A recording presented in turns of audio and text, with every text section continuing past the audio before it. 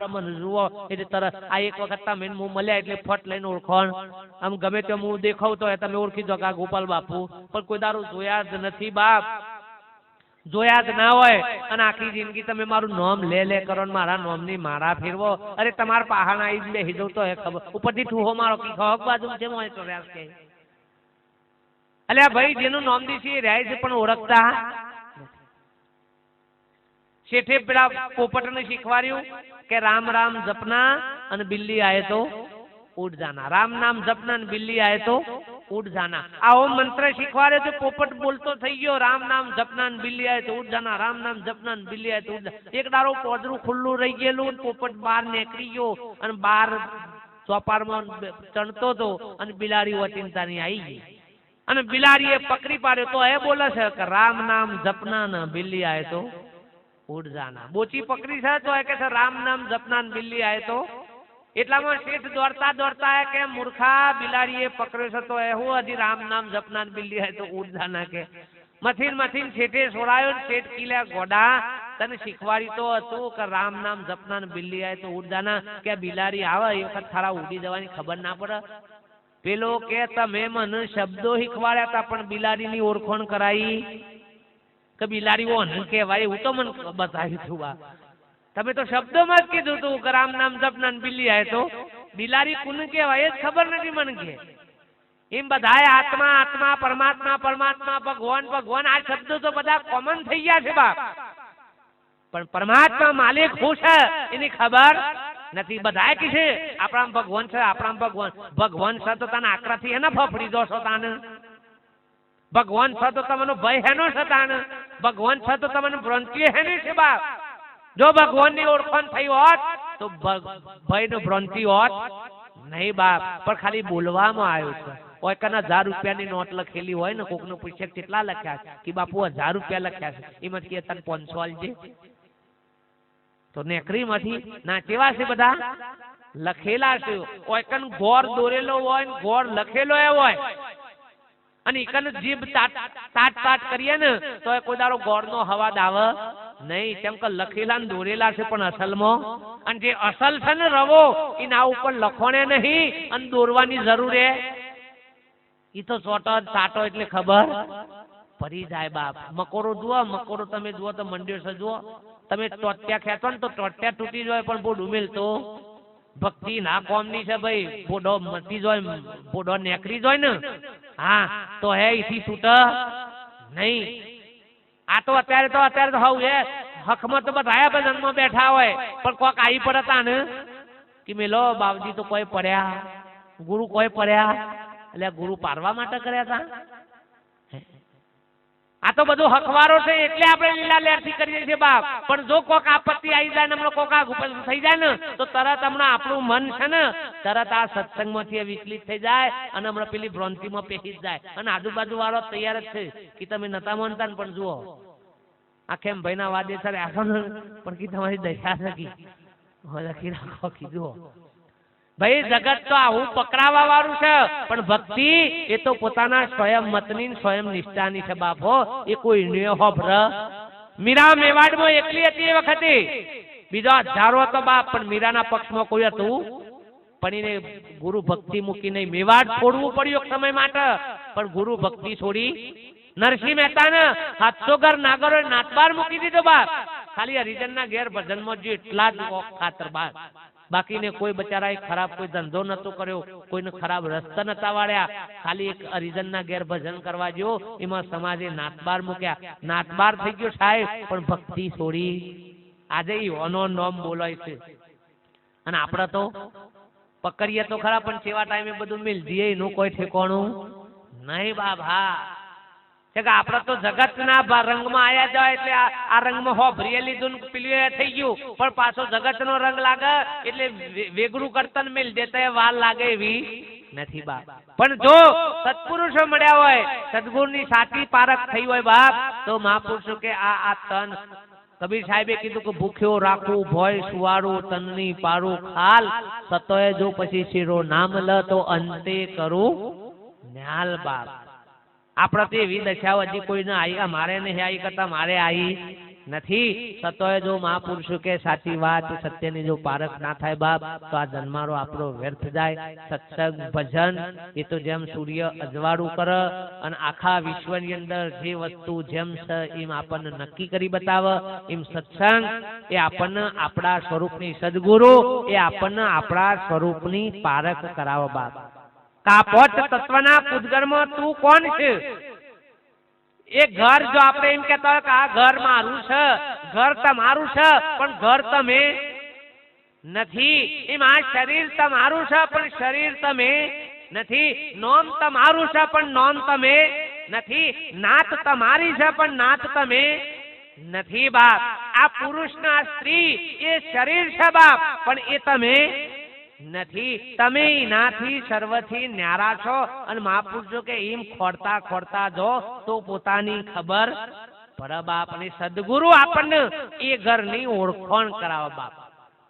ધન તો પડ્યું છે ભીતરની અંદર, પણ સતોય પારખ વગર જ્ઞાન વગર આપણે ભિખારી છે. એક પેલો ભિખારી ભીખ માગવા નીકળેલો ને વાટકો લઈને બાપ, વાટકો લઈને ભીખ માગવા નીકળેલો. તે ભીખ માગતા માગતા સૌકારોના મેલામાંથી ના બધાથી જાય. કોક આલે ખરું, કોક નાય આલે, જે આલે એ ખાઈ લે બાપ. એમ કરતા કરતા બધા મેલા પૂરા કરતા કરતા એક દારો હોનીના ઘર આગળ જતો રે બાપ. અને હોનીના ઘર આગળ જઈને ભીખ માગવા ઉભો થઈ ગયો. અને હોનીએ જેવો દરવાજો ખોલ્યો ને જોયું, એટલે કે ભાઈ કેમ આવ્યો છું? કે બાપ ભીખ માગવા. કે ત્યાંનો માગું છું, કેટલાય વર્ષોથી માગું છું બાપ. કે મારું બધું સાફ ફના થઈ ગયું, મારા પાન કશું નથી, ઉપરથી ખાવા પૂરતું જ માગું છું કે બાપ. એટલે કે મૂર્ખા, તારા પાહણ હાથ પેઢી ખાય, હાથ પેઢી ખાય એટલું ધન છે. પેલો કે ધન હોત તો હુકા ભીખ માગોત ગોડો થયો છું બાપ. કેટલાય વર્ષોથી ભીખ માગું સાજની નહીં બાપ. અને ઘર જેવું એ કશું રહ્યું નહીં, બધું સાફ ફના થઈ ગયું છે. અને તમે કહેશો હાથ પે દેખાય એટલું ધન છે બાપ. એટલે હા કે પણ તને ખબર, તું જે ભીખ માગવાનો વાટકો લઈને નીકળ્યો છે ને રે હોનાનો છે, પણ તને ખબર આ તો હોલીના મેં લામ જાય તો ખબર. પણ જેટલા મળ્યા છે ને એ રોટલા વાળા મળ્યા છે.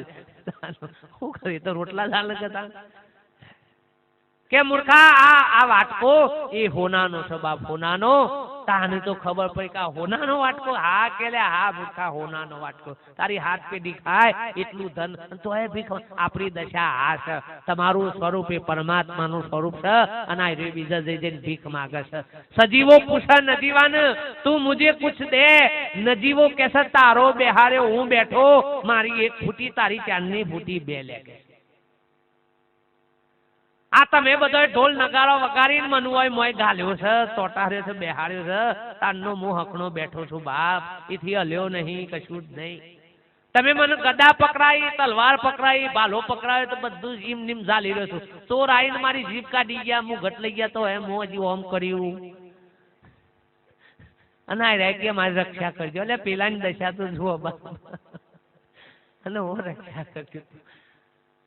એટલે પેલો આપણે તો રવિવારે જઈએ, કો તો 15 દાડે મહિને એક વખત દર્શન કરવા જઈએ. અને પૂજારી હવાર હોજીની ઘંટરી ખખડાવતો હોય, ચોર આવું છે પેલા પૂજારીને સ્કૂટી ગાલે છે દમાદમ બચારા. તો હે વન કોઈ હકપાસું થતું નહીં બાપ. તમે જુઓ ખરા. અને આ રાય કે મન કો કાલજો ને આ કરજો ને તે કરજો. બાપ તારો બેહાર્યો કે હું બેઠો છું બાપ. મારી એક ફૂટી તારી ચાંદની ફૂટી બે. હું તો ડુંગરોમાં પડેલો હતો બાપ. મારા ઉપર કેટલોય કચરો પડતો હતો, મારા ઉપર કેટલોય વરસાદ પડતો હતો, કેટલી વિસ્તા પેલી હતી. પણ તારા જેવા મનુષ્ય કારીગરે અથોરો ટોકણોનો માર મારી મારી મારી અને મારો નકોમો ભાગ દૂર કરી અને મને મનુષ્યનું રૂપ આલ્યું. રામ કૃષ્ણ જે ગણો જે દેવોની મૂર્તિ છે ને ભાઈ, ભગવાનની જેટલી મૂર્તિ, પણ રૂપ તો કોનું છે? મનુષ્યનું છે બાપ. મનુષ્યનું રૂપ આલી અને મને તમારા જ મનુષ્ય પ્રાણ પ્રતિષ્ઠા કરીને વરઘોડે પેલે કરી અને તમારા મંદિરમાં બેહાર્યા. અને પગે લાગવા વાળા આવવા વાળા તમારા વાળા, બાધા રાખવા વાળા તમારા વાળા, બાધા કરવા વાળા અને બાધા ખાઈ જવા વાળા. હું તો કોઈ તોય અડવે નથી બા. અને તમે મારા પાળમાં હું હાલું બા. બધું કરવા વાળો આના હાથ. ऐसी भूल दुनिया के अंदर साबित करनी करता तू, ऐसो खेल रचो मेरे दाता, ज्यो देखूं त्यो तूनो તુચ્છ બાપ. આજ બડી બાળકને રડવા લાગે ને રાખવા વાળો એ તુનો ચોરોના ભેડો જઈ બેઠો ને ચોરી કરીને પકડવા વાળો તુનો તું બાપ કે છે બાપ બીજો કોઈ છે નહીં પણ સતો કે દુર્દશા એવી થઈ છે બાપ કઈ રહી નું ઓળખતો નથી મંદિરની મૂર્તિએ તમને ઈશારો કરે છે બાપ તો હું તો ખાલી તારું મનુષ્યનું રૂપ લીધું છે તારું રૂપ લઈને જો હું પથ્થર થઈને પૂજાતો હોય તો તું તો મનુષ્યનું સ્વરૂપ છે બાપ તને કેમ કોઈ વંદન ના કરે તને કેમ કોઈ રામ રામે ના કરે પણ લખણ એવો છે અને થોડી ટોકણોનો માર ખબ્યા અને હજી કોઈ કારીગર જ મળ્યો નથી મળ્યો હોય તો ને અને મળ્યા છે અને આવા તો ટોકણા મારે છે તો આડા ફાટે છે પણ અમારા તા નથી પગથિયાના પથરાને એક દાડો ભાઈ એ પૂછ્યું દાદાએ કે લે હે ભાઈ તું આ પગથિયામાં છે અને પેલો મોય છે એ બે હરખા જ લાગો છે કેમ કે તું એ આરસનો છે ને પેલો એ આરસનો કે અમે બે હગા ભાઈ છીએ બાપ એક જ ફણમાંથી ને એક જ વક્કલમાંથી નીકળેલા છીએ તો કે પેલાની તાને સાહેબી બોલાય છે તમે કેમ હોય તર્યા છો કે બાપ એ રાય કારીગરે જેમ ટોકણો ને થોરીના માર માર્યા ને એમી ઓને ખમ્યા છે અને મન મારવા જ્યાં ને તમે આડા ફાટ્યા અને આડા ફાટ્યા તે હોય પગથિયામાં હેડો એમ કહી દે મેર તો પડ્યો છે કી પણ આડા ફાટ્યા હતા કેવા ફાટ્યા હતા આડા ભક્તિ ભજનમાં કોકના પ્રસંગમાં તમે જુઓ આપણે બધા ચોયના તો આડા ફાટે જ છે બાબો નહીં ફાટતા એવું નહીં કોકનો અવસર આવ્યો ને તાલ જોઈને બેઠા હોય કે અનુરા હતાર વાળો કે હા કેવું આ વખત ખબર છે કે ઓકો પર આવીને પાઘરી ઉતાવળો લ્યો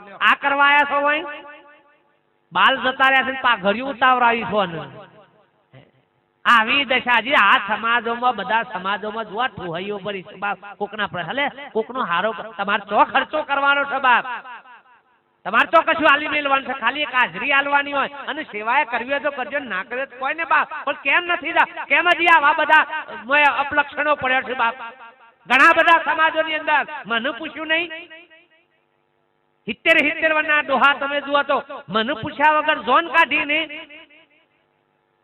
જોન પાછી વરાઈશ બાપુ આ પૂછો બાપુ પૂછો જોનો પાછી અરે હું એક જગ્યાએ જોતો સાહેબ આખા ગામનો સત્સંગ કેન્સલ કરાવડાયો તો પંચવાળાએ ભેગા થઈ અરે નુગરાઓ ભક્તિનંદ ભજનમાં તમને પેલી ના થઈ લે તમારે તોય કઈ પૈસા કે